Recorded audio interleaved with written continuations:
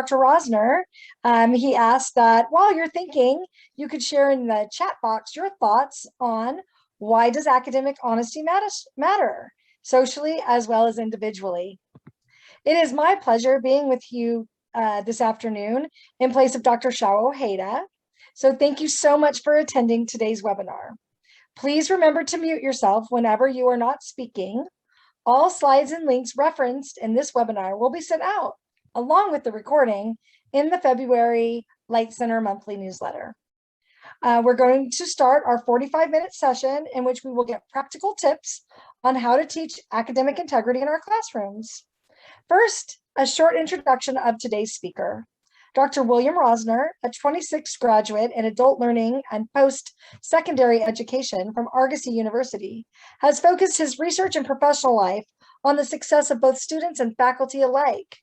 He's conducted research in student success in developmental mathematical courses, faculty training, and first-year collegiate student instruction.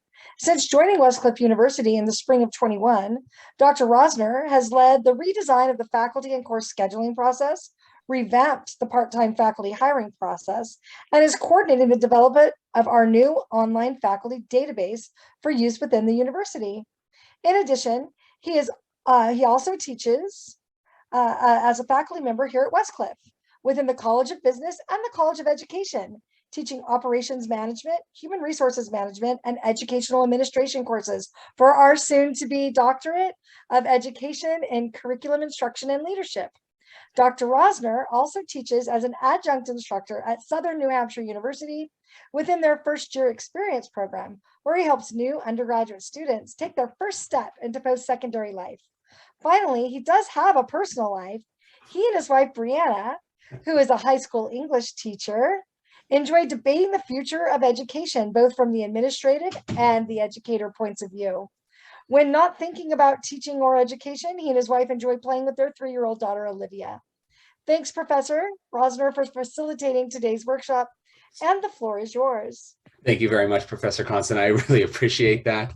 And speaking of my 3-year-old daughter, it's a little after 8 o'clock here on the East Coast, so she's getting ready for bed. So you might hear her running up and down the hallway occasionally this evening. So just being mindful if you hear like a 3-year-old screeching at the top of her lungs, that is my daughter. But welcome, everybody. I am happy to have you here this wonderful Thursday evening to talk about a little bit about academic integrity, specifically talking about how you as an instructor in our classrooms can promote and teach academic integrity and honesty. So to get us started and to warm up as we go over our agenda for this evening, I want you to think a little bit about academic honesty. Why does it matter? You can think about this in a social standpoint here at the university or out in the real world, or individually for the student themselves. So let's think a little bit about why academic honesty and integrity matter. So before we get started with that question, you can feel free to type it in the chat or hold on to it for a second and we'll discuss. I want to do a quick review of academic integrity, a follow-up from your task that was assigned to you in the Why series, talk a little bit about academic integrity, and we're going to look at 2 different scenarios and discuss those scenarios on what you would do as the instructor in that classroom. And then we'll open up the floor to have a little bit of question and answer the last 5 or 10 minutes about academic integrity. Just so you're aware of background noise, obviously do keep yourself muted, but I do encourage and want participation. So please don't keep yourself muted the whole time. You don't need to turn your camera on, but definitely please engage with us. I'm excited to hear what you have to say about academic integrity and how you use it inside your classroom. So our warm-up question, why does academic honesty matter, socially as well as individually? Would anybody like to share? I'm happy to share. Sure. This is Professor Nelson. So good evening to everyone. Good evening. I think that academic integrity and honesty is instrumental both inside the academic milieu and in their personal lives, because it shows habits of building character. developing skills that you're going to be putting forth as an emerging working professional, a part of an organization. So when you are able to display an attitude or a skill set or a trait that shows that you are truthful or maneuvering in a manner which is strong and sound and rooted in things that are right or just, you then are putting forth probably the best intentions as a professional and personally, and how you're guiding your life and the work that you're doing. Yeah, that you're absolutely right. You know, it does provide and gives us the opportunity to kind of make our students more well-rounded individuals. You know, we're putting them out into the real world professionally and personally, and we want them to be honest and credible with what they're doing. So by teaching academic honesty, we are giving them the skills they need to be ethical when they leave the university setting. You know, Dr. Bruton wrote in the chat, it builds trust. It really does build trust. It builds trust between, you know, the professor and the student, as well as it builds trust between the student and the professional field they're entering. You know, if they're open and they're honest and they are citing their sources and they're acting with integrity, they are more comfortable in knowing exactly what is needed of them or expected of them as they enter the real world. You know, Professor Kemmer wrote, you know, she can't talk right now, but is going to participate via the chat. Wonderful. And Dr. Malupo wrote, credibility as an educator.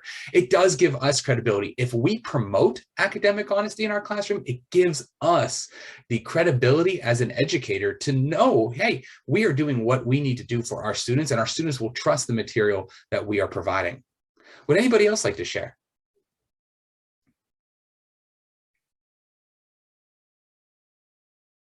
Okay. So I want to review real quick about what academic integrity is. And you got this during your why session about academic integrity. But I want to read this to you because I do feel that this quote is so vitally important to having a basic understanding of the importance of academic integrity. You can follow along with me. Academic integrity is the commitment to and demonstration of honest and moral behavior in an academic setting. This is most relevant at the university level as it relates to providing credit to other people when using their ideas. In simplest terms, it requires acknowledging the contributions of other people. Failure to provide such an acknowledgement is considered plagiarism. And obviously, as we cited, the source here came from the Writing Center of the University of North Carolina at Chapel Hill.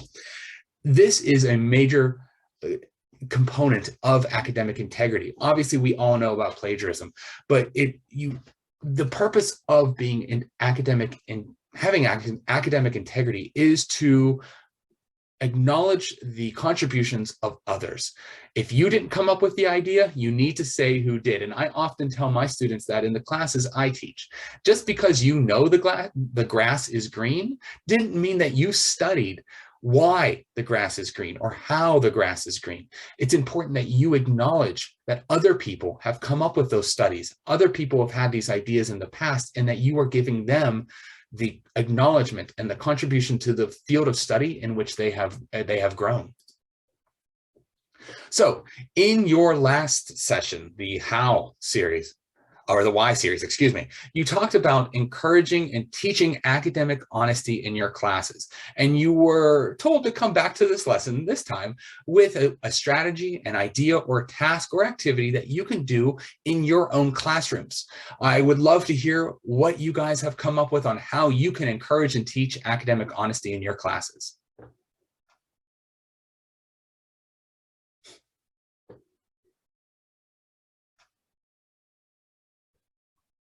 Come on, I don't want to be the only one speaking. Who wants to contribute? Yeah, how are you? Good, how are you? I'm okay. Well, it's a good question you have brought up. I think before I answer that question about idea, I think one of the, I guess the acceptance we need to have is the fact that we have, in education, have created an environment where the academic integrity is becoming extremely, extremely critical. Mm-hmm. Okay.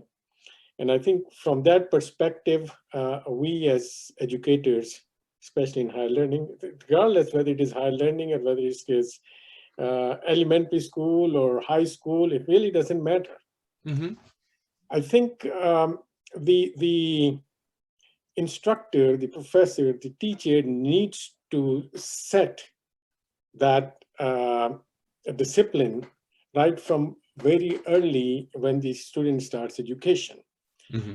Okay, so and what happens is when we ignore it, obviously, then when the students get to the higher education, it becomes more challenging.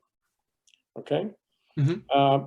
Anyways, one of the things that I do in my class is, especially the very first class that I teach, the very first session of the class, I spend a lot of time trying to talk to students Mm-hmm.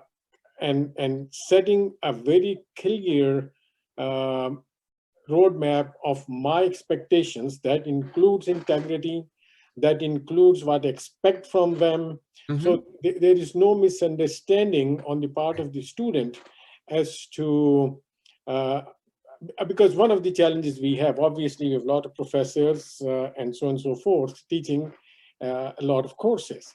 A student Mm-hmm. really comes up and says, well, nobody ever asked me to do that. Okay. Yeah. So we don't go into that debate whether a professor asked or not to ask. I said, this is the reason I'm going through it. Maybe it looks to you as a time being wasted, but it is worth because you may come across and take another class with me. Okay. Mm-hmm. And again, the learning you're going to do in this class is not just simply that learning that you're doing. You need to understand what discipline is, what integrity is, what respect is, and so on and so forth. That is all part of education. Mm-hmm. Okay, and if we continue to harp on this at least once during our session of 8 weeks, I think the students at all levels will get a very clear idea that Westcliff University, you know, all these educators are on the same page and they are sending the same message. Yes. I think that is what my 2 cents are. Thank you. Excellent. Thank you. Yeah, one of the greatest strategies that we can do as an instructor, and we'll touch upon this in a minute, like you said, is to reinforce the university policies and remind our students and demonstrate them over and over again in our class sessions, whether that's our first class meeting or our 8th. It is very, very important that we acknowledge the university policies and continually reinforce them. Thank you for sharing. Professor Shakib wrote in the chat, leading by example.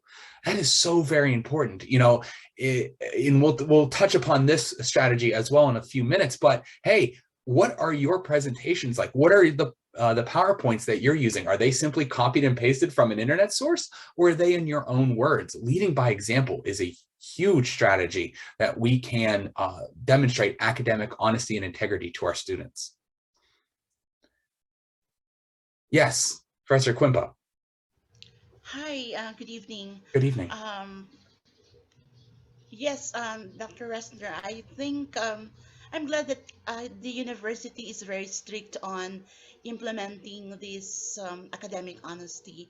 And in fact, I had a one case in this class Mm-hmm. that just concluded. I mean, will conclude next this week, Mm-hmm. wherein student, I think we as professors, we need to implement the um, the policy, Mm-hmm. strict implementation of the policy, because if we ignore it, for example, with a high, according to our policy, the threshold for similarity index, if you will see the rubrics, Mm-hmm. is 30%. Mm-hmm. So according to the rubric, if it is higher than 30%, he or she gets automatically a 5%, 5 points. Mm-hmm. So when I did that in one of my students, I found out that I did it because before we tend to ignore. Well, sometimes professor are just encouraged with a very good writing of the of the student, only to find out that the similarity index is too high. But of course, it doesn't mean that the student plagiarized. No, it But we doesn't. really have, yeah, it doesn't mean that they plagiarize. Hmm. But I was wondering, when students are able to do the same, to answer the same question with very low similarity index.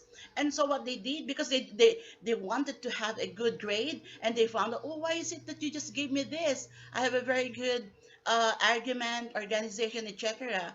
But I said, look at your similarity index, Hmm. and it's say 77, and sometimes it's 80. You see, so I think we really have to, professors, we really have to follow the rubric and make it, really, the student should really understand it very well, Hmm. because I appreciate how the university made it very clear. And as professors, we should abide by the policy. And that's a very good example. And I think, if we always do that, students will be able to really understand, and they will, when they leave university, oh, they will find out, oh, I should really be very honest in all the things that I should be doing, even the APA, even the insight, citation, in-text citation, all these things, they should acknowledge where they get those sources.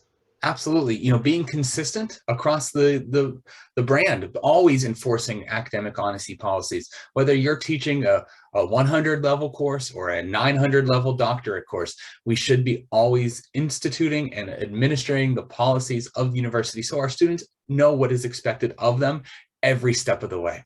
Excellent. Thank you both for sharing. Think about more about what strategies you might engage with in your classroom as we continue forward in this presentation, and we discuss the ones that we feel can really help you engage your students and bring up their level of knowledge in academic honesty and integrity. So some of those strategies I want to touch upon here. Here's the list. We're actually going to go through them one by one next. So take a moment, read through this list, and think about how you would actually teach these yourself in your classroom.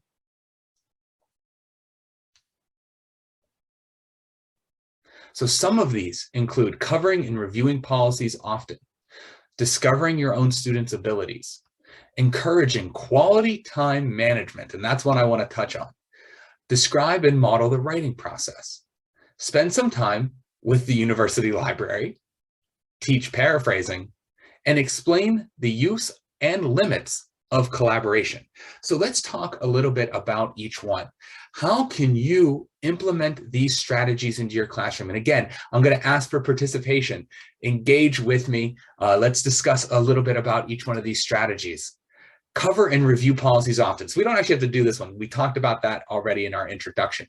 Review the policies as frequently as you can during your class sessions. If you talk about it in week 1, talk about it again in week 2, maybe in week 3, or hey, right before major assignments or papers, talk about, plagiarism, academic honesty, and integrity. Just because you mentioned it in week 1 doesn't mean it maybe didn't go in one ear and out the other with your students. The more and more you frequent it and the more you enforce it, the more likely your students are to engage and remember that material.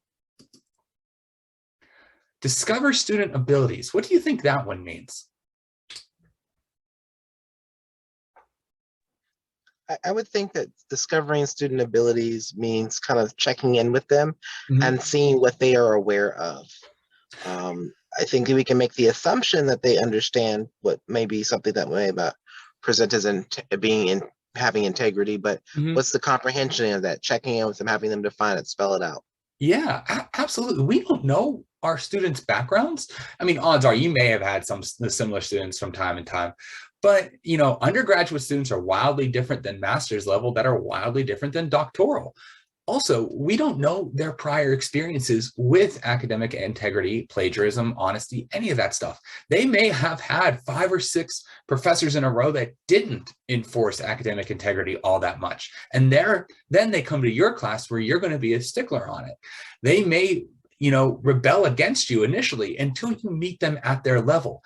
Identify what their prior knowledge is to figure out how you can meet them halfway. Professor Kemmer wrote in the chat, recognize their competencies, compliment them if they have good analytical, critical thinking skills. That's something that we often overlook. And hey, I'm guilty of that too. We tend to focus all of our energy on the bad eggs rather than the good ones. Reward students who are doing it well, and maybe bring them up to the next level, or maybe allow them to peer mentor or to teach a little bit about academic honesty, plagiarism, integrity in your own classroom. Give them the chance to maybe be the teacher. Professor McCoy wrote, student engagement is the key. Students will cut corners when not engaged. You're absolutely right. Students can and will cut corners if they are not engaged. Engage with your students, ask them questions, be involved in their lives while they're in your class. Dr. Bruton wrote, ensure they know how to cite sources and they can find APA standards. Excellent. Give them that resource over and over and over again. Maybe end every one of your lectures with the APA resources. Give them the information they need. Encourage quality time management. Why do you think time management has anything to do with academic honesty?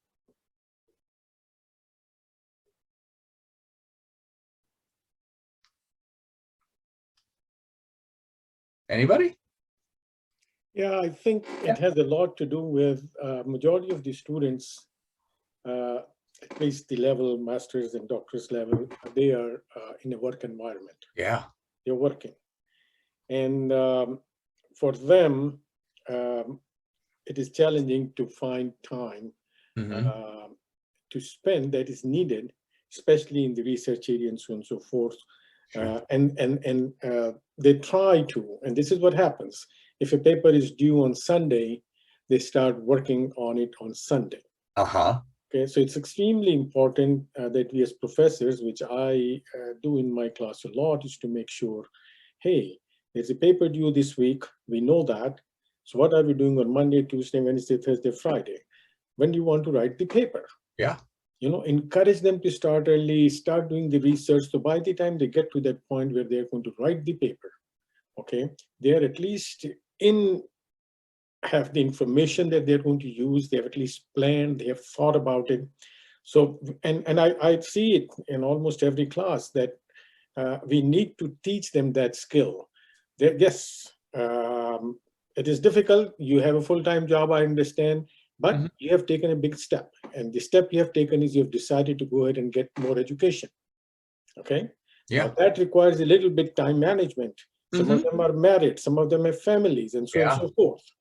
So I think it is important that we discuss it with them, teach them a little bit time management, and give them our own examples. Okay. I give my own example. I said, when I did my PhD, I was working full time. I had a family, I had children, I had commitments, and so on and so forth.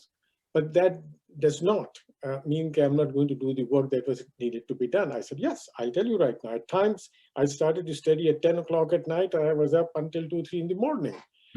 But if I did it in one day on a Sunday, I would never pass those classes. So I think it is extremely important that we talk to them about quality time management so they understand it, why it is important, and even give them a little bit plan how to do it. Talk to them about the challenges that are there and teach them how to, work those challenges, and so on and so forth. Absolutely. It might seem silly sometimes that, you're teaching a master's or a doctoral level class and you're taking the time away from the content to teach them about time management. But time management is huge when it comes to allowing our students to feel that they can be honest with themselves and with you, the professor. Like you said, writing a paper in one day is not going to be successful. They need to stretch it out as much as they can over the course of the week so they can do the research.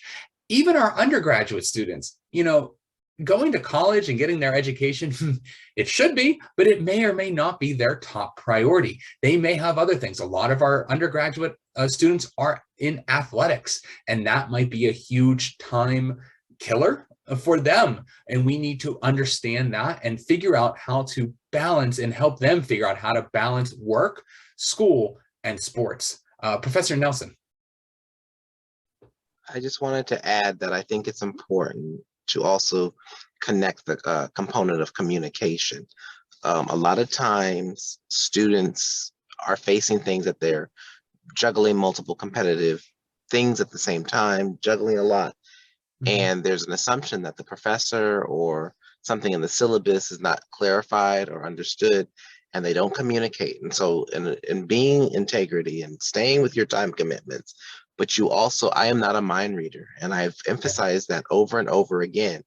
You have to become an advocate for what you need to understand and what you need to know. And when you speak up or you email, then I'm aware of what you need for me to best support you. Absolutely. That's an excellent point. And that's something I do, stress upon my students, both here at Westcliff and at SNHU, hey, you have to be your advocate. I like you said, I can't read your mind. I was an advisor for a few years at a college here in Pittsburgh.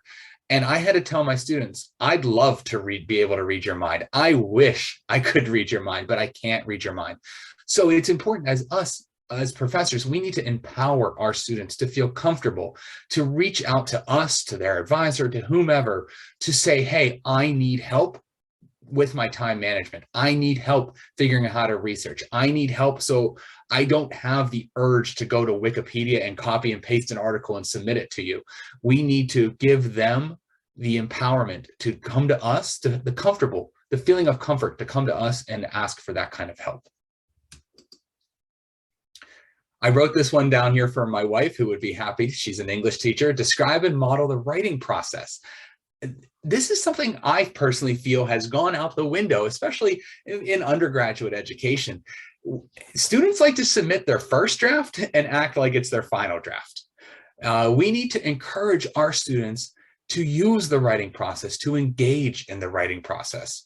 Write a rough draft, take notes, write a rough draft, edit it, send it out for peer review, write a second draft, do a little bit more editing, maybe send it to the writing center, and then submit the final version. Dr. Malupa, revise, revise, revise. Thank you. Do you often engage in the writing process in your class?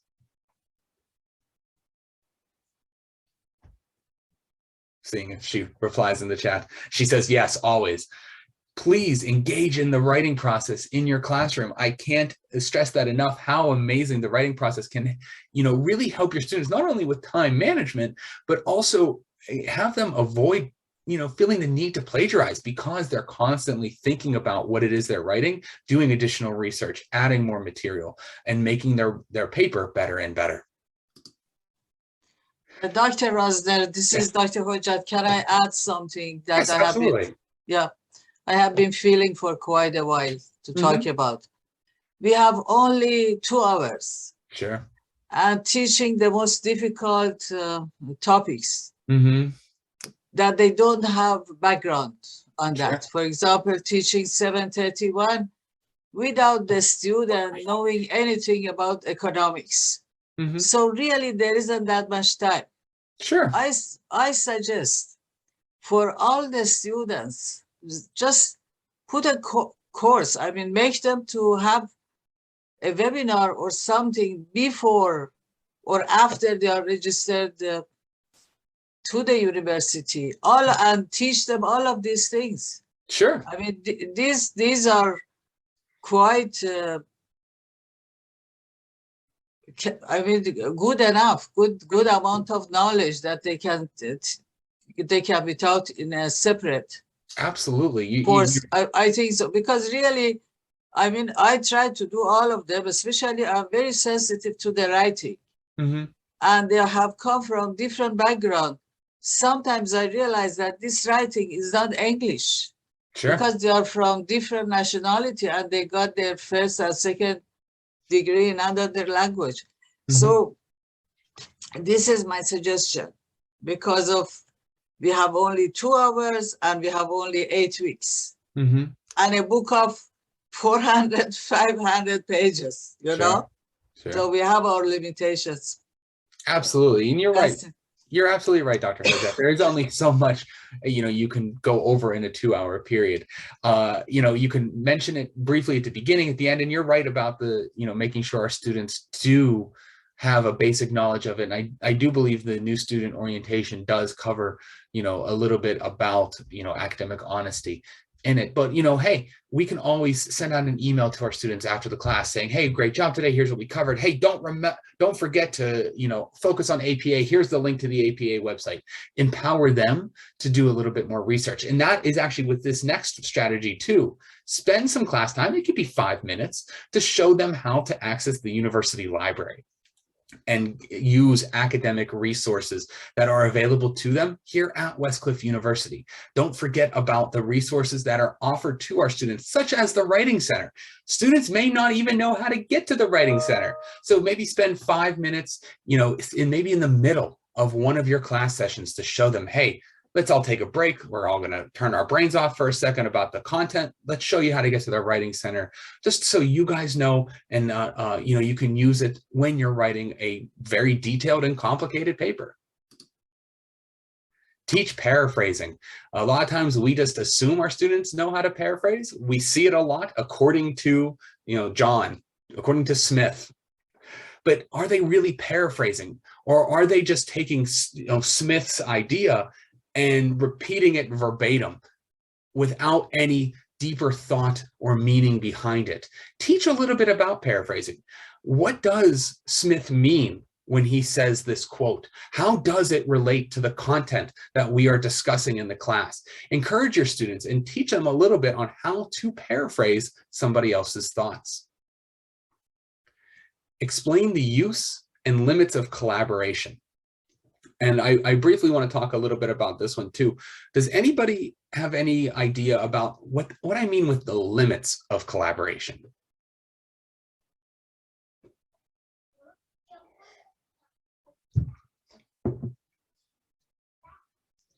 Collaboration is a great thing. We do it a lot here at Westcliff. You know, in administration, we collaborate with each other, but sometimes with students especially, collaboration can go a little too far, where you get the same paper maybe 5 or 6 times. Thank you, Dr. Lupa. Not everybody can turn in the same paper. You know, we need to encourage the use of collaboration. Obviously, collaboration is a huge skill that our, you know, future employers are looking for in our students, but we also need to tell them when it goes too far, when you are just copying and pasting each other's work and not putting any of your own original thoughts and ideas into it. So why should you implement these strategies in your classroom?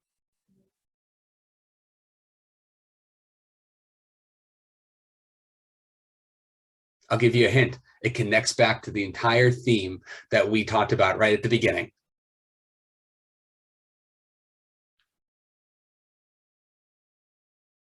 Quiet group this evening.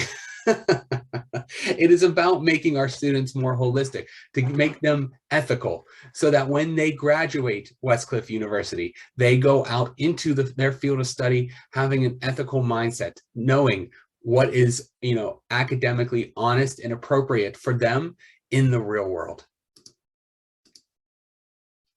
All right, so we're a relatively small group this evening, so I'm not going to put us into breakout rooms. I'm going to keep us all here together in the main room, but I want everybody to take a minute and read the 2 scenarios. I'll briefly describe them in a second, and we're going to talk about the 2 questions, one under each one, to, you know, what would you do if you were the professor in this situation? So please take a moment. I'm going to take a drink of water and we will discuss these in a second.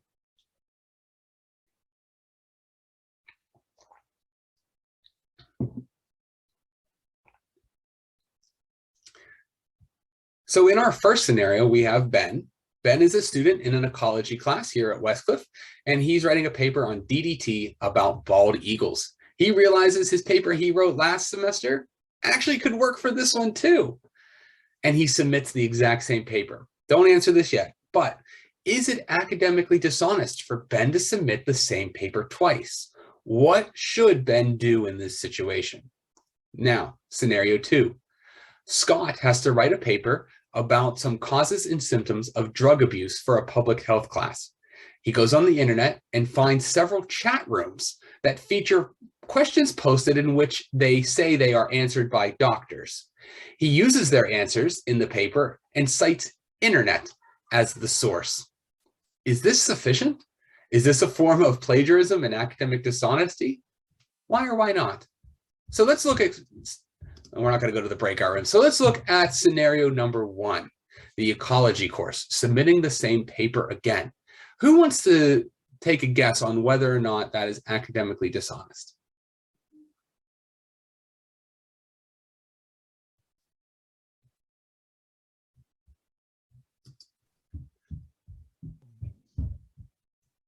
Am I going to start calling on people?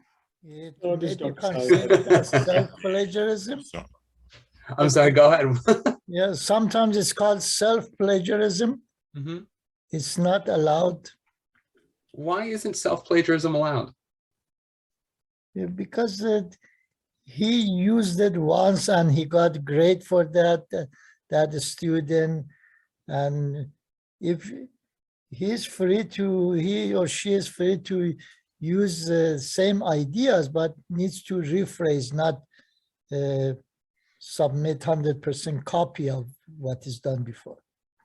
Interesting. Yeah, and you would the chat would agree with you that is self-plagiarism and that you can't do it again. And everybody is right. It is fine for Ben to use the research material he used in a previous class to complete the assignment. But after he writes the paper again, it should be unrecognizable from the original paper. It is not okay to hand in the same paper for 2 different classes, even though the work he wrote for both is original. It is considered self-plagiarism. We should encourage our students to, look back upon the papers that they've written in their other classes that might build upon what you're teaching in your current class, and use the sources that they have found in those assignments to build upon the current assignment. But in no means should they be submitting the same paper over again. Now, if they're retaking the same class again, they should still not be submitting the same paper over again. There's a reason they're retaking the class, and it might have to do with the original paper that they submitted. So we should always encourage our students, whether that's the first time taking the class or the 3rd time taking the same class, to submit a new paper that's original. It can use some of the same resources, but it should be original to that assignment. Scenario 2, using the internet as a source or a chat room as a source. Thoughts on using chat rooms or labeling the citation as internet?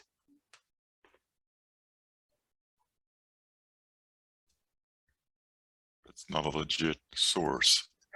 What's not a legit source?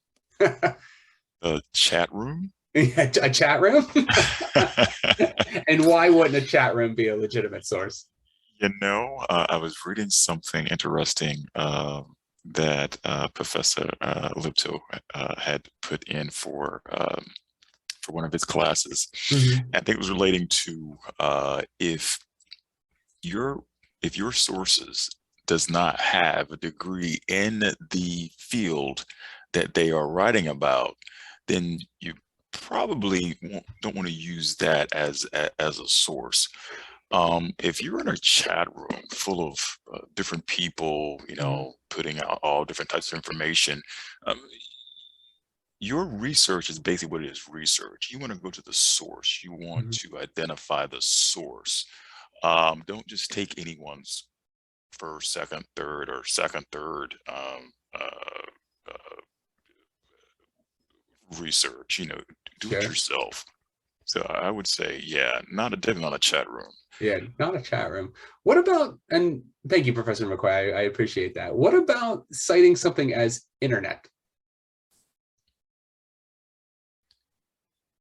Should students well, be it is not an either. appropriate citation. It is not appropriate citation because citation should be very clear that what is the source is, the detail of the source, and not only that, it has to be a credible source according to the criteria we define for a source being credible. So just stating internet, I would not call this plagiarism, neither dishonesty, but this is like lack of following the writing protocols at the academic level that we're dealing with. Yeah. Thank you, Professor Samsa and McCoy. And I would have to, the chat would have to agree with you as well. They're saying, no, it shouldn't be allowed. It's incorrect APA citations. It's vague. And obviously a chat room is not peer reviewed. And you know what? We would also agree with that as well. This is a form of plagiarism. Obviously, the student could cite internet sources. We encourage our students to, use the internet. There's so many resources out there that are at our fingertips because of the internet. But there are specific and accurate ways to cite those sources. Obviously, the APA is a huge one that we should encourage our students to check out. But in regards to chat rooms, we don't know who these people are. I could say I'm a doctor. I have my, EDD, but I am certainly by no means a medical doctor, and I should not be quoted as such. But on the internet, I could say that I am a medical doctor.